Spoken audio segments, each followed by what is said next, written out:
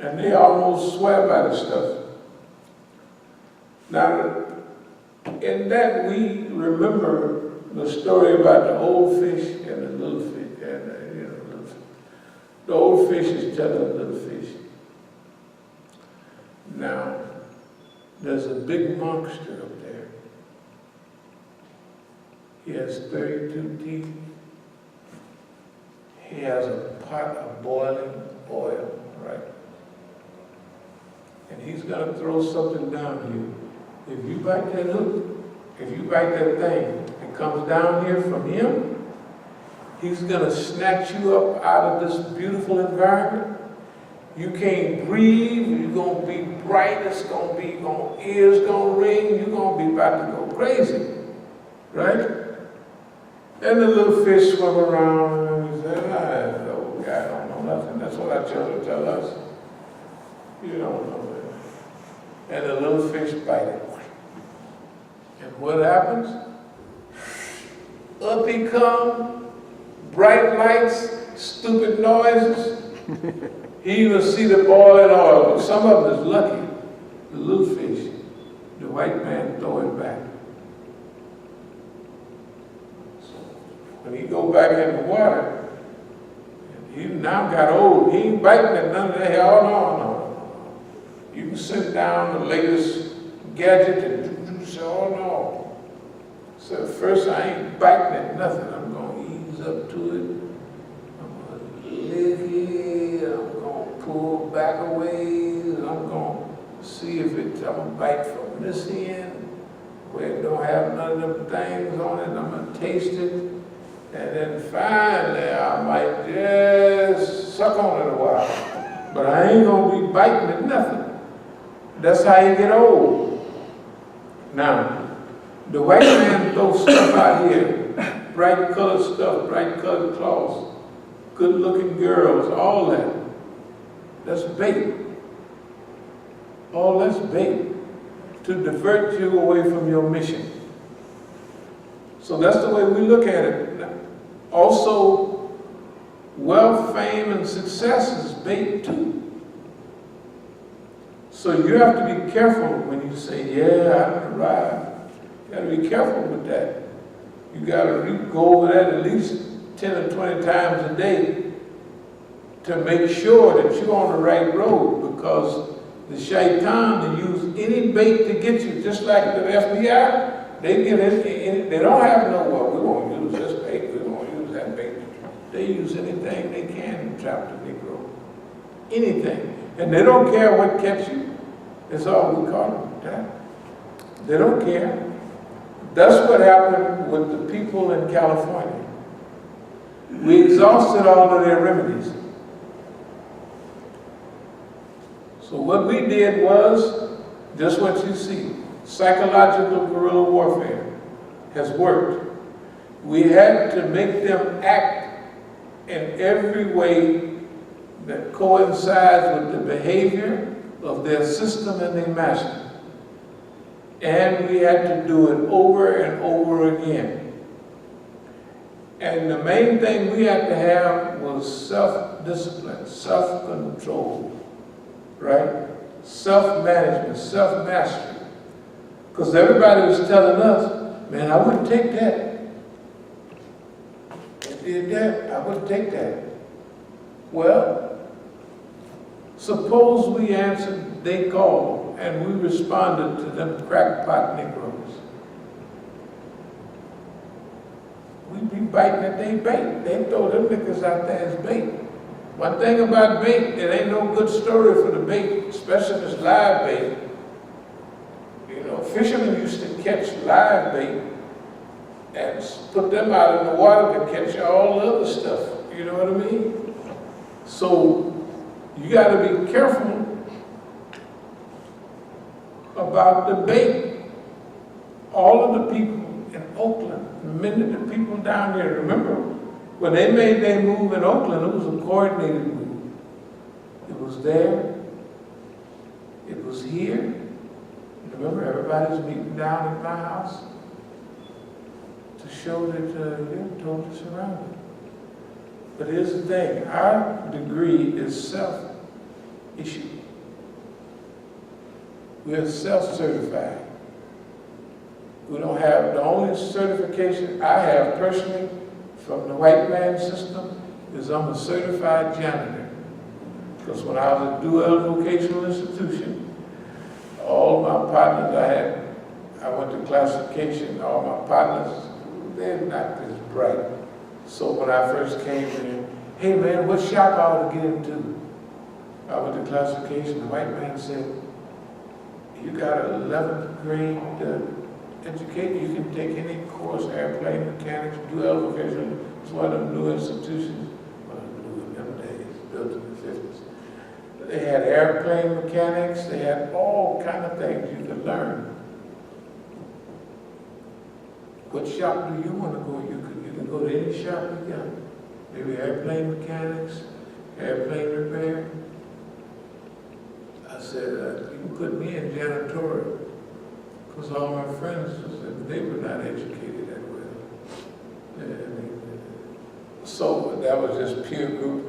And I got janitorial. That's why I clean up so good. I'm a professional. I have a certificate. I'm a certified. That's why I use bleaching soap with everything. Forget all that other stuff. Because that's what they teach in janitorial. Use a little soap and bleach, it'll disinfect. You know, that's why the bathroom is cleaner than anywhere, because I just want to put a little bleach on it and I wipe it down, so it's going to be cleaner than the kitchen. It may not look cleaner, but it's cleaner. Why? Because the bleach is going to kill all the germs, right? So anyway, I'm certified. That's the only degree. Well, I have some, but anyway, that's my best degree. Okay, so now we have to be careful in this approach of dealing with people. Remember,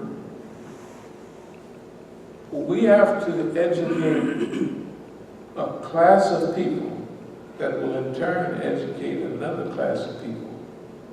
Because we're totally through all of the stuff that we was dealing with before. We'll deal with it, but we have to now bring the world on board.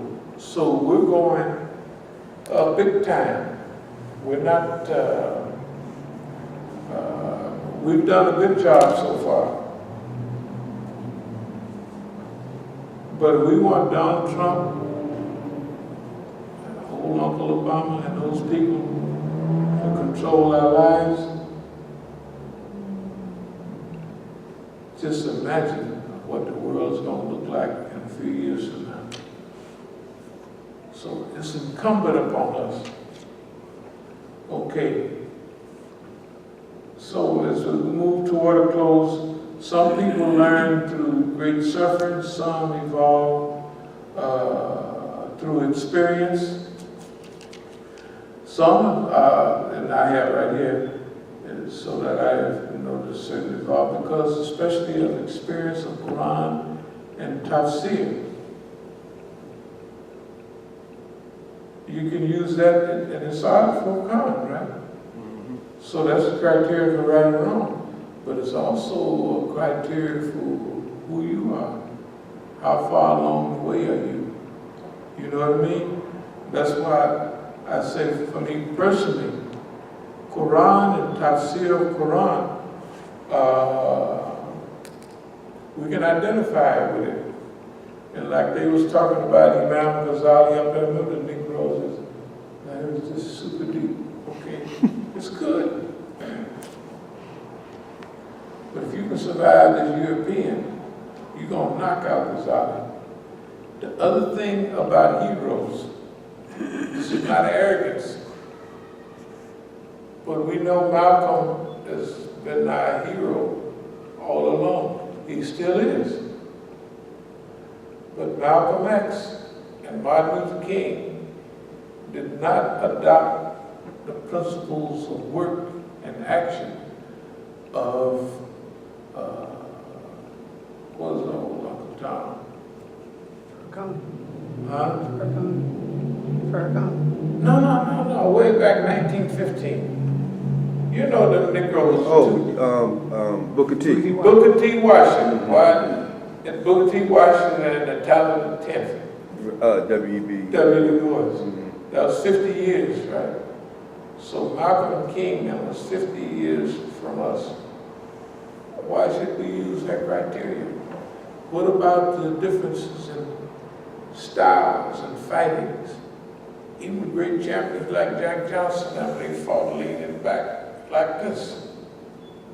When Joe Louis was fighting, they was fighting modern fight.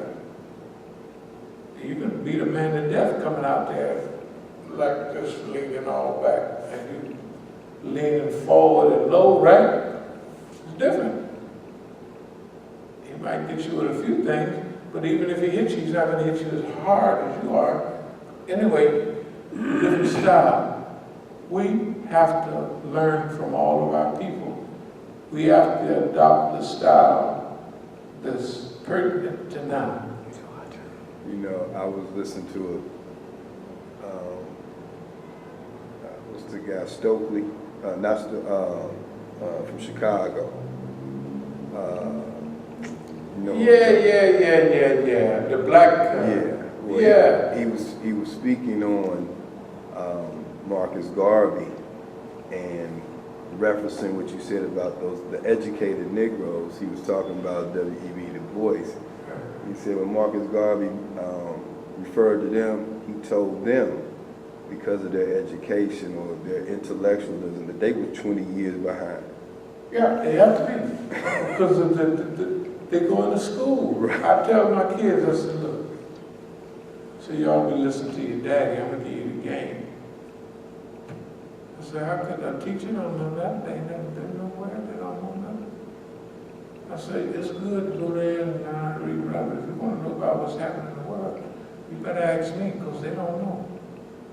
Well, they got a degree, I said they went to school, and they sat in school, and the people taught them sat in school, and they taught them out of a book. Chairman Mao said school is centered around teachers, classroom, and books. The longer you stay in school, the dumber you get. It's true. You don't use, anyway, we're not Malcolm against said school. the one that We're pro-school now, so don't think that we're pro, yeah. You talking about Hubert Harrison? Right. You know, he broke from Garvey. Yes. See, Hubert Harrison is the one who set that intellectual thought pattern for all them people. Yeah. You know, W.E.B. Du Bois, all that stuff. He was way ahead of all of them. And he was black oriented. He said, you white folks the same thing with us. You light-skinned folks can't tell us, gonna use us like socialists and always use us to get their authenticity. Right. Steve Coakley. Steve Coakley, and then there's another one from there too. See, to have confidence in yourself is a great blessing. One of the things I want to mention, there's a song in the universe, and a lot of us remember great periods back when music did not do it at the time. So that's a great song of life. And what we're going to remember as we get older is what we was doing. If we listen to music, I was shaking my behind at that time, and I was dressed like this, I had a natural look like that, or I was doing such and such a thing. You see what I mean? I was having an effect on the environment. That's the level that we want to get through, where our dreams and beliefs and visions are focused on us implementing and making a world that is conducive for life. Because these crackpots, I was watching them yesterday, they said, there's a great discussion on robotics. One of the big white men is against going too much farther in robotics, because they said, okay, it took us 100,000 years for our eye to evolve like it is. Okay, And it took so much time for this to evolve. He said, when you make them robots, them computers that can repair and upgrade themselves, they're going to outdistance you in progress. Because they're going to be jumping ahead astronomically. You know what I mean? And one guy is one of the big boys, he's saying we should get control of this. The people that want money, they want to have more robots go out and kill everybody and do this, that, and another. And so, imagine if the human being makes a device, it's going to have some of its weaknesses. So the human being, if he makes something and try to program it, and the computer got more information because the computer can just load down whatever you loaded in there, it's going to load it down, and wherever I've seen this before, and it's going to come up. You got to think about it. And if you've read 1,000,000 books, you say this has happened 10 times before. But the computer has been programmed with a whole history, and it's going to categorize revolution. How many revolutions in history? It's been 50 of them. What happened? Out of 50, 47 of them just happened. Right? Therefore, this one, they can plan it out pretty good and prepare, and a human being will be left behind. So we got to get control of the earth and its resources to help clean up the process. Because outer space, when they, remember this so-called New World, 1492, Columbus sailed the ocean blue. Since they hadn't cleaned up Europe, they brought the same foolishness from there to here, right? It's a whole new setup. They brought the same foolishness over there to over here. The last 500 plus years. Yeah, exactly. Okay, so if they didn't clean up Europe, and they brought Europe over here, we're Europeanized, of course we are. So if we don't clean ourselves up before we go out of space, and the way they think, all the movies, look at it, is there any utopian thing and we're going to fix this, the human being is going to solve this problem? If they had those kind of movies, I'd go all the time, where we're trying to figure out. That's why we got to get with the big folks that have arrived. Because the movies have to put those hopes, dreams, and aspirations in the pictures, because they're getting it from the and they're getting it from the movie. They ain't paying no attention to what Professor Oobly Goob say. They don't. And so we got to get big in a hurry. That's why we just in the first stages of this, we headed for meetings. Because this is what we have to do. If we don't, them crackpots, look what they've done so far. Okay, Congress, let me leave it to them. That's a good idea. Can you imagine a Congress that the people like them? They're at a 9%, what is it, 9% approval rate? How can they get any lower than 9%? I ain't never heard of no 9%. Hey man, the people ought to just rush down and whoop they behind. And can you elect a good congressman? You can't. Can you elect a good president? You can't. Why? Because the people game the system. The American people today are nothing like them old crackers. They took a risk to fight against Britain to become free. The people now won't take no risk about nothing. They're not even American, right? Because the Americans was arrogant enough to say, we ain't gonna pay the British no more tea price. We are Americans. They've been over here so long. Bump you, King George. We ain't gonna pay you nothing. Been over here too long. The people don't say that about the government. The taxes are too high. They just cry. You know, the American government treat the American citizen 10 times as bad as King George. Remember?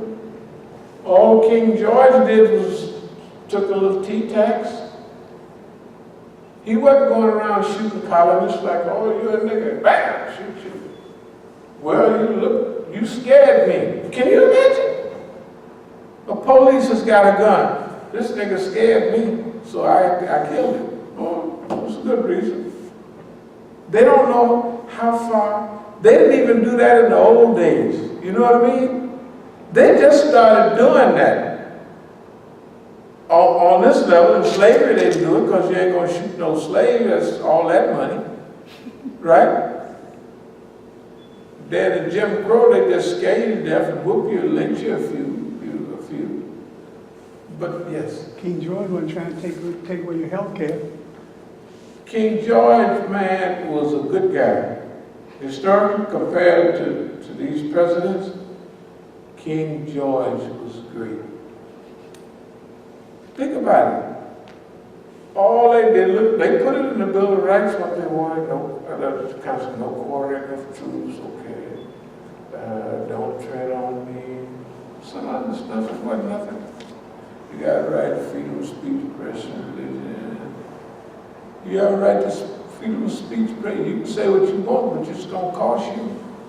You're going to be sitting up in cell block number 9. Other freedom of speech. Then you work for a company, you say something they don't like, and they fire you. So anyway, dear believers, we're going to move toward a close. It says, obey those who ask no reward of you for themselves and who have themselves received the hidayah, the guidance that they're pushing in the right way. We got a big job ahead of us. And just because people laugh at us and don't think we can do it, so what? You know what? Masjid al-Islam has been here 37 years, not here. 37 years, since 1980. And they threw everything, Homeland Security, the CIA, FBI, openly at us all the time. Scratches. That's the way, that's what was meant to happen. That we would survive so we could show the people what's possible. So we won't go through die today, but we'll talk about it some other time. And alhamdulillah, bil-alameen. Are there any questions or comments? Any questions or comments so far? Of course, we didn't even touch this side. We didn't touch no side, not this side. Any questions or comments about anything that was said today? Okay, is there any questions on there? How many people? It's quite a few. Our brother Tariq is watching, so alhamdulillah. Oh, okay. But yeah, I don't think I'll be able to tell until afterwards. But it's quite a few. Okay, very good. But there's no questions and no comments? No. Okay, the last thing I want to say is about California, and I'll try to be brief. So what we intend to do going to California, since we postponed it till after Eid, we'll try to do a couple of talks per week like we used to go out. When we used to go out, if it's all right, we'll do maybe a couple days a week, or a minimum of one, to get back in practice of, the White House, the different places. We can choose where we want, but we'll start that maybe midweek or something, so we can go out and reach the people, what we want to do in California is we're going to open up again. We're going to deal with the legal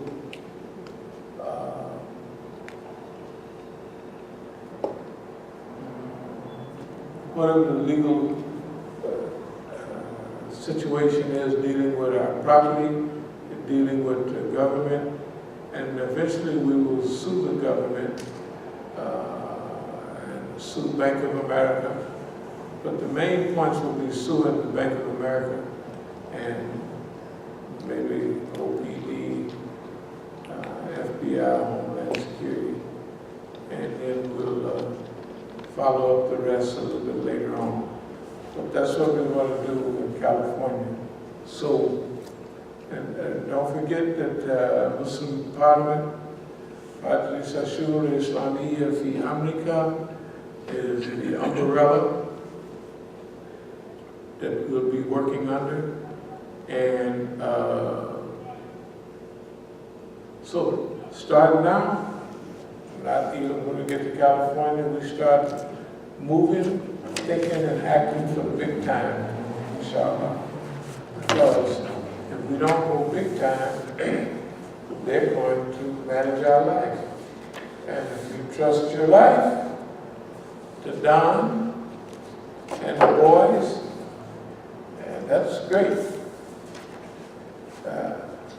Thank you very much. Assalamu alaikum wa rahmatullahi wa barakatuh.